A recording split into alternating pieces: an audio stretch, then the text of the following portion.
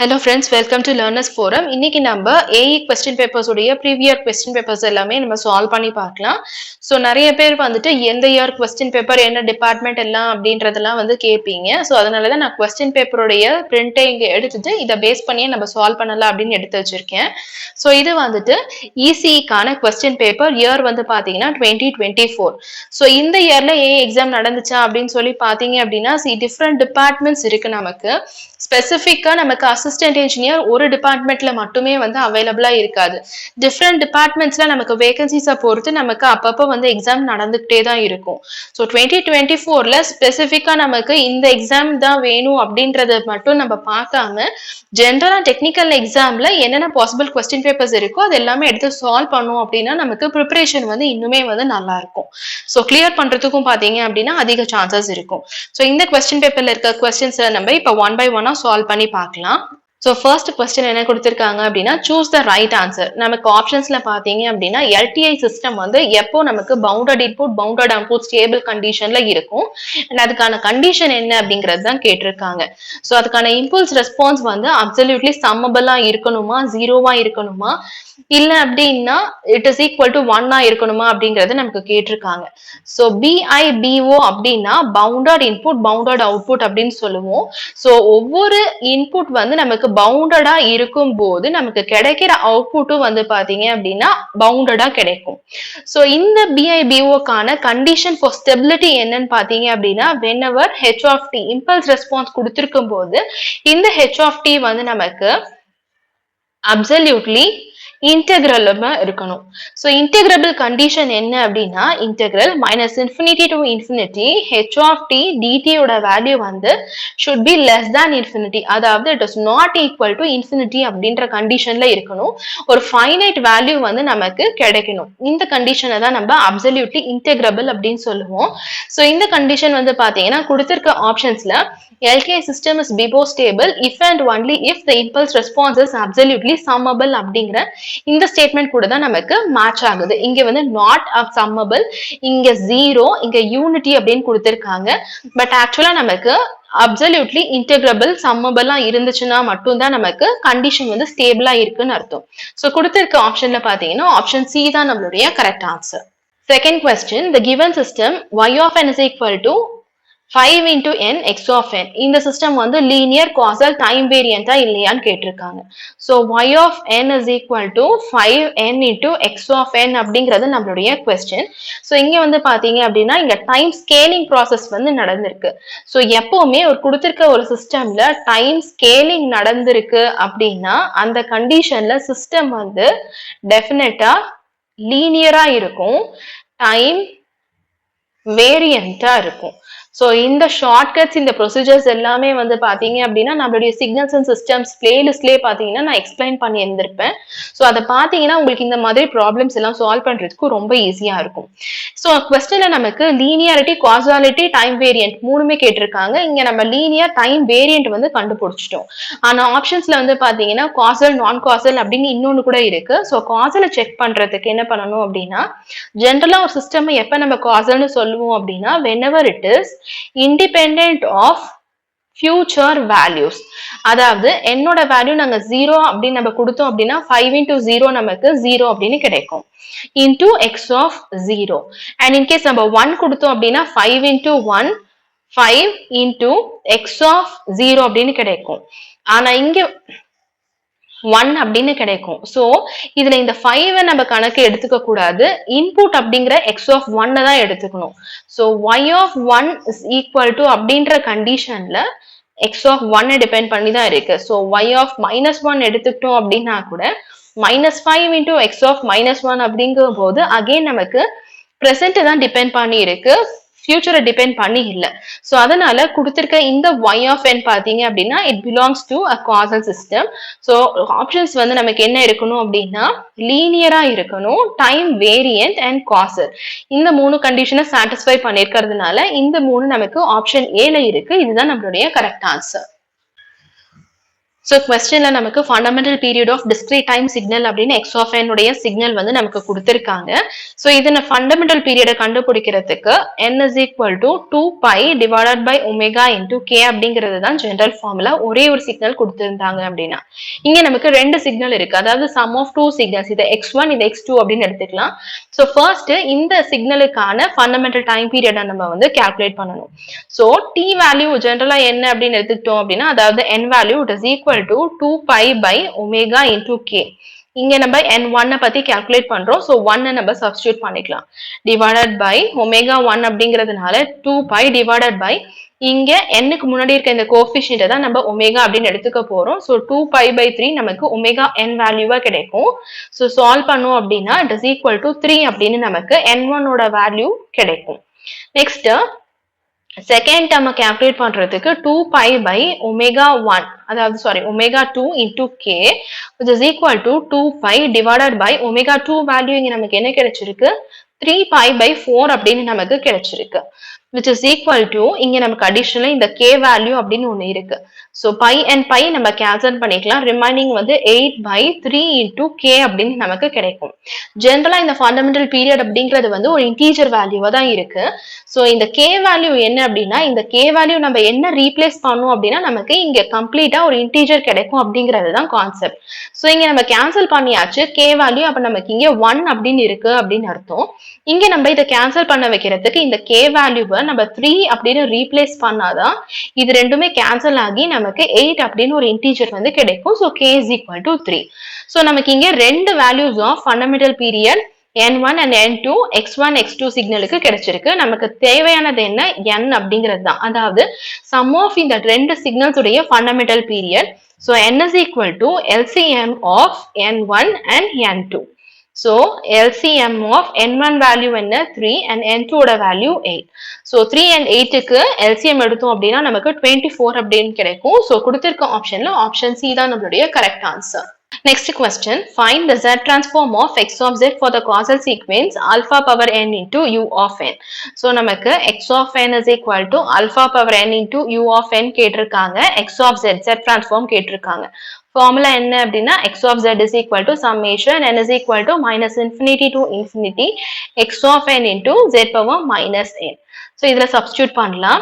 இங்க நமக்கு u of n அப்படின்னு இருக்கு. ஸோ சப்ஸ்டியூட் பண்ணோம் அப்படின்னா summation n is equal to minus infinity to infinity alpha power n into u of n into z power minus n அப்படின்னு கிடைக்கும். So unit step sequence அப்படின்னா நமக்கு n is equal to 0ல இருந்து இன்ஃபினிட்டிக்குள்ள value மட்டும் தான் நமக்கு இதோடைய வேல்யூ 1 அப்படின்னு கிடைக்கும். ஸோ மிச்சம் என்ன இருக்கு alpha n into z power minus 1 minus n. So இதை simplify பண்ணோம் அப்படின்னா summation n is equal to 0 to infinity alpha z power minus 1 power n அப்படின்னு கிடைக்கும். இதை n is equal to 0 1 2 3 expand பண்ணோம் அப்படின்னா 1 plus alpha z power minus 1 plus alpha z power minus 2 minus 1 the whole square till the last value னு கிடைக்கும். So இந்த value வந்து பாத்தீங்க அப்படின்னா நம்ம 1 by 1 minus alpha z power minus 1 அப்படின்னு ரீப்ளேஸ் பண்ணலாம். So இந்த வேல்யூ வந்து z power minus 1க்கு பதிலா 1 by 1 minus alpha into 1 by z அப்படின்னு ரீப்ளேஸ் பண்ணோம் அப்படின்னா LCM எடுக்கும் போது z divided by z minus alpha அப்படின்னு நமக்கு கிடைக்கும். ஸோ இதுக்கான ஆன்சர் வந்து பாத்தீங்கன்னா நமக்கு ஆப்ஷன் B கூட மேட்ச் ஆயிருக்கு. இதுதான் நம்மளுடைய correct answer. Next question, the z transform of the signal x of n is equal to n into a power n into u of n. So again நம்ம இதுக்கு முன்னாடி பார்த்த அதே கொஸ்டின் மாதிரி தான் இதுவும் இருக்கு, பட் நமக்கு இங்க ஃப்ரண்ட்ல n அப்படிங்கிற வேல்யூ இருக்கு. So x of z-க்கு பதிலா ஃபார்முலால அப்ளை பண்ணும்போது summation n is equal to 0 to infinity n into a power n into z power minus n அப்படின்னு நமக்கு கிடைக்கும். இதை simplify பண்ணோம் அப்படின்னா summation n is equal to 0 to infinity n into a z inverse the whole power n அப்படின்னு கிடைக்கும். So z transformல differentiation property நம்ம use பண்ணோம் அப்படின்னா n into a z inverse the whole power n வந்து நம்ம minus z into property use பண்ணி d by dz of summation az the whole inverse power n அப்படின்னு replace பண்ணலாம். So minus z d by dz of இதனுடைய value நம்ம என்னன்னு பார்த்தோம், இதுக்கு முன்னாடி தான் பார்த்தோம், z by z minus a அப்படின்னு நமக்கு கிடைச்சிருந்தது. ஸோ இதை ஒரு டைம் நம்ம இப்ப டிஃபரன்ஷியேட் பண்ணோம் அப்படின்னா u by v method, u by v is equal to v u dash minus u v dash divided by v square. இதை நம்ம u ன்னு எடுத்துக்கலாம், இதை v ன்னு எடுத்துக்கலாம். அப்ளை பண்ணோம் அப்படின்னா நமக்கு minus z into minus a divided by z minus a the whole square அப்படின்னு நமக்கு கிடைக்கும். ஸோ இதை நம்ம ஃபர்தரா சால்வ் பண்ணோம் அப்படின்னா az divided by z minus a the whole square அப்படின்னு கிடைக்கும். So in terms of z இன்வர்ஸ்ல தான் நமக்கு எல்லா வேல்யூஸுமே கொடுத்துருக்காங்க. ஸோ இந்த வேல்யூவை நம்ம a z inverse divided by 1 minus a z inverse the whole squared அப்படின்னு ரீப்ளேஸ் பண்ணிக்கலாம். ஸோ ப்ராப்பர்ட்டி யூஸ் பண்ணி நம்ம இந்த மாதிரி ப்ராப்ளம்ஸை இவ்வளோ சிம்பிளாகவே சால்வ் பண்ணிக்கலாம். ஸோ இந்த ஆன்சர் நமக்கு கொடுத்துருக்க ஆப்ஷன்ல ஆப்ஷன் சி கூட மேட்ச் ஆகுது. இதுதான் நம்மளுடைய correct answer. Question number 6. Find R1, R2, R3 resistor value in the circuit 2. So, இந்த circuitல இருக்க R1, R2, R3 வேல்யூவை நம்ம calculate பண்ணணும். So, first general structure நம்ம வந்து பார்க்கலாம். டெல்டால நம்ம எப்பவுமே வந்து circuit எப்படி replace பண்ணுவோம் அப்படின்னா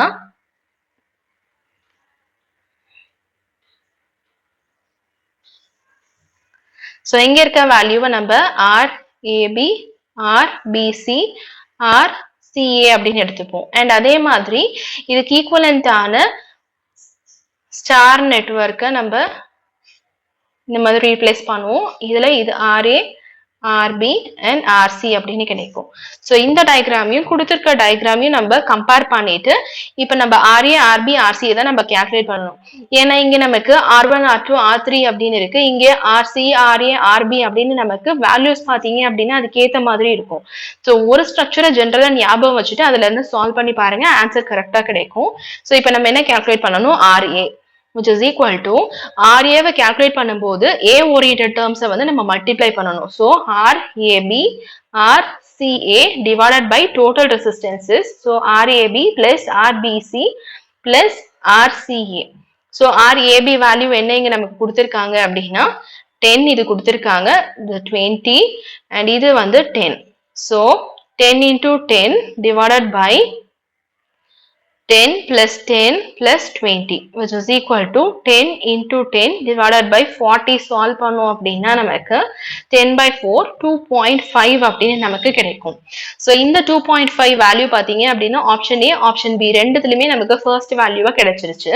நெக்ஸ்ட் இப்போ நம்ம ஆர்பியை கேல்குலேட் பண்ணலாம். ஆர்பி இஸ் ஈக்குவல் டு இப்போ பி ஓரியன்டட் டேர்ம்ஸ் எடுத்துக்கிட்டோம் அப்படின்னா RBC RAB divided by total value. So total value number 40 அப்படின்னு இதுக்கு முன்னாடியே பார்த்தோம். So RBC value என்ன 20, RAB value என்ன 10 divided by 40. So 20 into 10 divided by 40. So இதை கேன்சல் பண்ணோம் அப்படின்னா நமக்கு 5 அப்படின்னு கிடைக்கும். So 5 அப்படின்னு கிடைச்சிருச்சு. Again 2.55 நமக்கு ஆப்ஷன் A and D கூட மேட்ச் ஆயிருக்கு. So next RCயை நம்ம கேல்குலேட் பண்ணி பார்க்கலாம். So RC is equal to RAC RBC divided by 40. RAC value நம்மளுக்கு இங்க என்ன கிடைச்சிருக்கு 10 into RBC value 20 divided by 40. So 5 அப்படின்னு நமக்கு கிடைக்கும். ஸோ 2.555 அப்படிங்கிறதுனால இந்த ஆன்சர் நமக்கு ஆப்ஷன் ஏ கூட மேட்ச் ஆயிருக்கிறதுனால இதுதான் நம்மளுடைய கரெக்ட் ஆன்சர். நீங்க கொடுத்திருக்க டயக்ராம் அண்ட் நீங்களா ஒரு டயக்ராம் போட்டு சால்வ் பண்ணீங்க அப்படின்னா கண்டிப்பா உங்களுக்கு 2.555 அப்படின்னு இதே மாதிரி கிடைக்காது. இந்த வேல்யூஸ் கிடைக்கும், ஆனா ஆர்டர் வந்து உங்களுக்கு சேஞ்ச் ஆயிருக்கும். ஸோ அதுதான் இந்த கொஸ்டின்ல இருக்க ஹிடன் ட்ரிக்கே. கரெக்டான ஃபார்முலாஸை யூஸ் பண்றது வந்து முக்கியம் தான், ஆனா அதுக்கு முன்னாடி நமக்கு ஸ்ட்ரக்சர்ல வேல்யூஸ் எங்க இருக்கு அப்படிங்கறது தெரிஞ்சிருக்கணும். ஸோ இங்க பாத்தீங்கன்னா நம்ம RABன்னு எடுத்திருக்கோம், ஆனா கொஸ்டின்ல நமக்கு RA வேல்யூ இங்கன்னு கொடுத்திருக்காங்க. ஸோ இந்த மாதிரி சின்ன சின்ன ட்ரிக்ஸை யூஸ் பண்ணி தான் நமக்கு சிம்பிளான கொஸ்டின் கூட கொஞ்சம் காம்ப்ளிகேட்டடா இருக்க மாதிரி வந்து சேஞ்ச் பண்ணிருப்பாங்க. Next question, impedance matrices of 2-port networks are நமக்கு ரெண்டு மேட்ரிக்ஸ் கொடுத்திருக்காங்க. Find the total impedance of series connected network. So எப்பவுமே நமக்கு இம்பிடன்ஸ் வேல்யூ கொடுத்துட்டு அது வந்து சீரீஸ்ல கனெக்டடா இருக்கு அப்படின்னா அப்ப நம்ம இம்பிடன்ஸ் வேல்யூவை வந்து ஆட் பண்ணணும் அப்படின்னு அர்த்தம். ஸோ நமக்கு என்ன வேல்யூஸ் கொடுத்திருக்காங்க 3, 6, 5 and 4 பிளஸ் இன்னொரு வேல்யூ என்ன 5, 2, 6 and 3 கொடுத்திருக்காங்க. ஸோ இதை ஆட் பண்ணணும்னா என்ன கிடைக்கும் 5 plus 3 8, 6 plus 2 8, 5 plus 6 11, 4 plus 3 7. So இதுதான் நம்மளுடைய total impedance value. இந்த ஆன்சர் நமக்கு ஆப்ஷன் A கூட மேட்ச் ஆயிருக்கு. இதுதான் நம்மளுடைய correct answer. Next question, in a series RLC circuit, R value, L value, C value கொடுத்திருக்காங்க. Resonant frequency என்ன அப்படிங்கறத நம்ம calculate பண்ணணும். So resonant frequency for series RLC circuitல எடுத்துட்டோம் அப்படின்னா FR is equal to 1 by square root of LC into 2 pi அப்படின்னு நமக்கு கிடைக்கும். இதுல values நம்ம இப்ப substitute பண்ணலாம். 1 by 2 pi into square root of L value 1 Henry. So 1 into C value 1 by 400 microfarad. So 1 divided by 400 into 10 power minus 6 அப்படின்னு கிடைக்கும். So இதை solve பண்ணோம் அப்படின்னா 1 by 2 pi into square root of 1 by 400 உடைய value நமக்கு 0.0025 அப்படின்னு கிடைக்கும். 10 power minus 6க்கு square root எடுத்தோம் அப்படின்னா 10 power minus 3 அப்படின்னு கிடைக்கும். So இதை further நம்ம simplify பண்ணோம் அப்படின்னா நமக்கு 10 by pi into 10 power 3 அப்படின்னு கிடைக்கும். So கொடுத்திருக்க ஆப்ஷன்ல பாத்தீங்கன்னா நம்ம மேட்ச் பண்றதுக்காக இந்த 10ஐயும் இதுல இன்க்ளூட் பண்ணி 1 by pi into 10 power 4 hertz அப்படின்னு நம்ம எழுதலாம். So இந்த ஆன்சர் நமக்கு ஆப்ஷன் D கூட மேட்ச் ஆகுது. இதுதான் நம்மளுடைய correct answer. Next question, find the Thevenin's resistance RTH in the circuit. So நமக்கு இங்க பாத்தீங்க அப்படின்னா So இங்க நமக்கு ஒரு சர்க்யூட் கொடுத்திருக்காங்க. So ஜெனரலா தெவெனின்ஸ் ரெசிஸ்டன்ஸை கால்குலேட் பண்றதுக்கு ப்ரொசீஜர் என்ன அப்படின்னா இருக்கிற சோர்சஸ் எல்லாத்தையும் நம்ம ரிமூவ் பண்ணிடணும். மிச்சம் இருக்கிற ரெசிஸ்டர் வேல்யூவை மட்டும் நம்ம கன்சிடர் பண்ணணும். ஆனா இங்க இருக்கிற இந்த R வேல்யூ பாத்தீங்க அப்படின்னா it refers to the load resistance RL. So அதை நம்ம டிஸ்கனெக்ட் பண்ணிட்டு மிச்சம் இருக்கிற ரெசிஸ்டரை மட்டும் நம்ம கனெக்ட் பண்ணணும். So இது ரெண்டுமே நமக்கு இங்க டிவைட் ஆகிறதுனால நம்ம இது வந்து பேரல் கண்டிஷன்ல இருக்குன்னு எடுத்துக்கலாம். So parallel conditionல இருக்கும்போது R1 R2 divided by R1 plus R2 அப்படின்னு நமக்கு கிடைக்கும். So R1 value 10, R2 value 5. So 10 into 5 divided by 10 plus 5 is equal to 50 divided by 15 அப்படிங்கிறது நமக்கு கிடைக்கும். So இந்த ஆன்சர் நமக்கு ஆப்ஷன் A ஓட மேட்ச் ஆகுது. இதுதான் நம்மளுடைய correct answer. Next question, how much energy does a 100 volt electric bulb consume in 2 hours? So நமக்கு என்னென்ன டேட்டா கொடுத்திருக்காங்க அப்படின்னா பவர் கொடுத்திருக்காங்க which is equal to 100 watts and time வந்து 2 hours அப்படின்னு கொடுத்திருக்காங்க. செகண்ட்ஸ்ல மாத்தணும் அப்படின்னா 2 into 60 into 60 அப்படின்னு கிடைக்கும் which is equal to 7200 seconds. So energy value வந்து it is equal to power into time. Power value 100 and time value 7200 அப்படிங்கிறதுனால நமக்கு டோட்டலா என்ன வேல்யூ கிடைக்கும்? இந்த வேல்யூ கிடைக்கும். So இதை வந்து நம்ம 720 கிலோ ஜூல்ஸ் அப்படின்னு ரெப்ரசன்ட் பண்ணலாம்.